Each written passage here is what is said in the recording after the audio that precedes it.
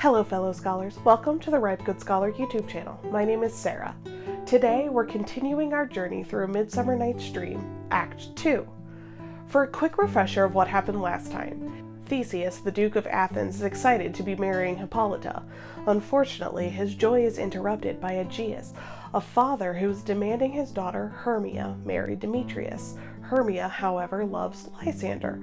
Her choices are Demetrius, a nun's life, or death. She and Lysander decide to run away. Demetrius used to love Helena, who still loves him. She tells Demetrius that Hermia is running away in an attempt to win him back. Also, there's a troupe of actors preparing to perform for Theseus' wedding. Bottom, the lead actor, wants to play all the parts. And with that out of the way, let's get started with Act 2, which starts like a bad joke. Two fairies meet in the woods.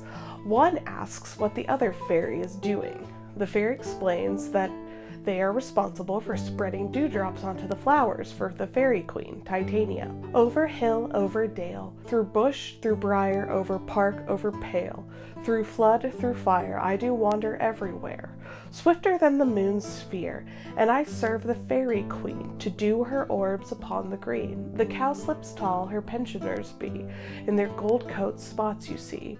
Those be rubies, fairy favors, in those freckles live their savors. This fairy needed to be going because the queen was headed that way. The first fairy explains that Oberon isn't too happy with Titania because she stole a beautiful Indian changeling boy for her court, and Oberon wants the boy in his entourage. The other fairy now recognizes Puck as the mischievous fairy that causes all sorts of shenanigans in the human world.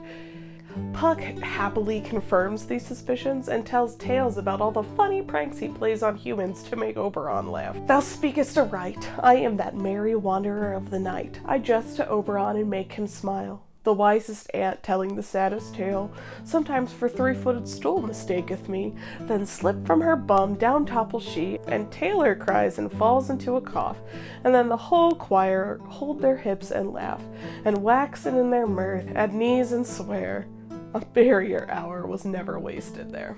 At this point, Oberon and Titania come on the scene and share a cold greeting. Oberon tries to guilt Titania a little bit, but it's not gonna work, because she knows he has been disguised as a human wooing some pretty lady all day. Not a great look when you're talking to your wife. Probably because he is upset about Hippolyta, his former human lover. He tells her not to even bring Hippolyta up because he knows that she loves Theseus. Titania asks how long they're going to keep this feud going because it's just wreaking havoc with the weather in the mortal world. And through this distemperature, we see the seasons alter. Hoary-headed frost fall in the fresh lap of the crimson rose, an odorous chaplet of sweet summer buds is, as in mockery, set. The spring, the summer, the chilling autumn, angry winter change their wonted liveries, and the mazed world, by their increase, now knows not which is which. And this, some progeny of evils, comes from our debate, our dissension. We are the parents and original. Ending the feud is simple. Oberon just wants the changeling boy. However, the boy's mother was a priestess of Titania's, and she has sworn to bring up the boy in his mother's honor, and will continue doing just that. Do you amend it then? It lies in you. Why should Titania cross her Oberon? I do but beg a little changeling boy to be my henchman. Set your heart at rest. The fairy land buys not the child of me. His mother was a votaress of my order, and in the spiced Indian air by night, full of it hath she gossiped by my side, and sat with me on Neptune's yellow sands, and sail upon the land to fetch me trifles, and return again, as from a voyage rich with merchandise. But she, being mortal, of that boy did die, and for her sake I do rear up her boy, and for her sake I will not part with him. Oberon tries a new tactic and asks her to just come out of the woods. She insists that she's going to stay there until Theseus' wedding night. Then, if Oberon will dance with her, she will return home. He still just wants the boy, and she leaves in a huff. Oberon asks Puck to fetch him a flower he once saw while listening to a mermaid sing. Cupid struck the flower with his arrow, and so now that flower makes a person fall asleep and fall in love with the first living thing he or she sees. Oberon wants to make Titania, fall in love with some crazy animal, so she will give him the boy if he promises to take the charm away. Oberon and Titania have a healthy marriage. Having once this juice, I'll watch Titania when she is asleep and drop the liquor of it in her eyes. The next thing then she waking looks upon, be it on lion, bear, or wolf, or bull, on meddling monkey, or on busy ape, she shall pursue it with the soul of love, and ere I take this charm off her sight, as I can take it with another herb, I'll make her render up her page to me. Demetrius and Helena stumble through this scene, but of course are completely unaware of the fairies' existence. Demetrius keeps insisting that he does not love Helena, but Helena super loves him and vows to follow him everywhere. Just girlfriend. He doesn't understand why, because he is nothing but mean to her, but still she loves him. Couldn't agree more, my man. He says he'll run away, and she insists on chasing him. He does just that. She runs after. Oberon feels sorry for Helena and wishes her well.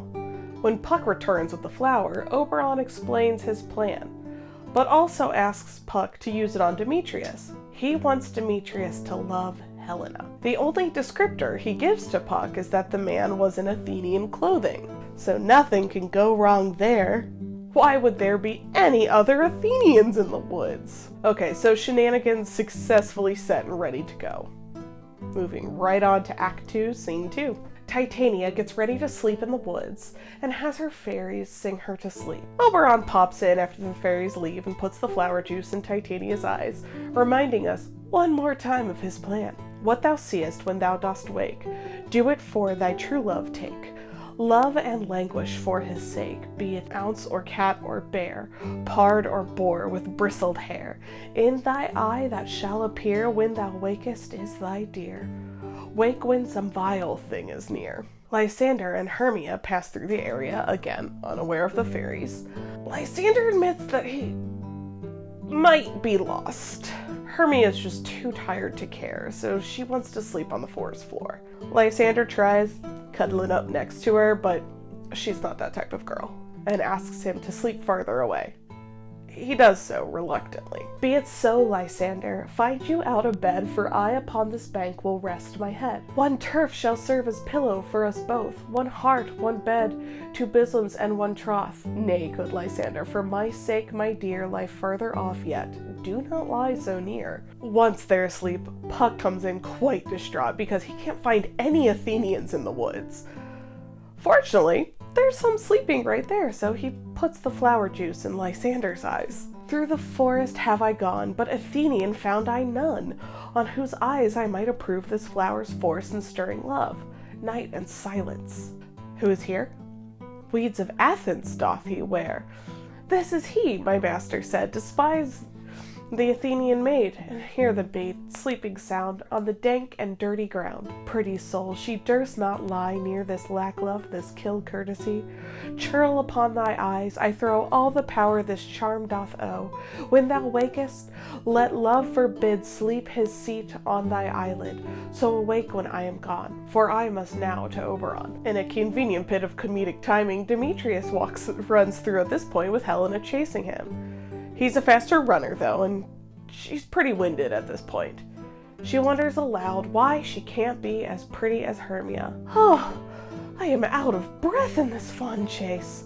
The more my prayer, the lesser is my grace. Happy is Hermia, wheresoever she lies, for she hath blessed and attractive eyes. She stumbles upon Lysander and wakes him up because she's worried he might be dead, like you do. He wakes up and sees Helena.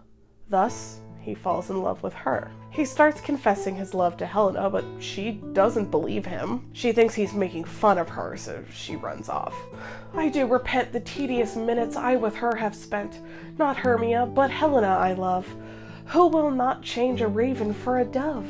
The will of man is by this reason swayed, and the reason says you are the worthier maid. Wherefore was I to this keen mockery born, when at your hands did I deserve this scorn? Lysander looks back briefly at Hermia before chasing Helena into the woods, leaving Hermia totally alone. She wakes up, scared. Unfortunately, we'll have to wait until next time to see what happens in Act 3. That video will be up 2 Mondays from now. If you want to make sure you don't miss that or any future uploads, make sure to hit the subscribe button. Let me know all of your thoughts, questions, and opinions down in the comments below. If you want a lot of Shakespeare fun in the meantime, check out my blog at ripegoodscholar.com, hit me up on Facebook, Twitter, Instagram at ripegoodscholar, check out my podcast, Breaking Bard. See you next time, and remember, go wisely and go slowly. Those who rush stumble and fall.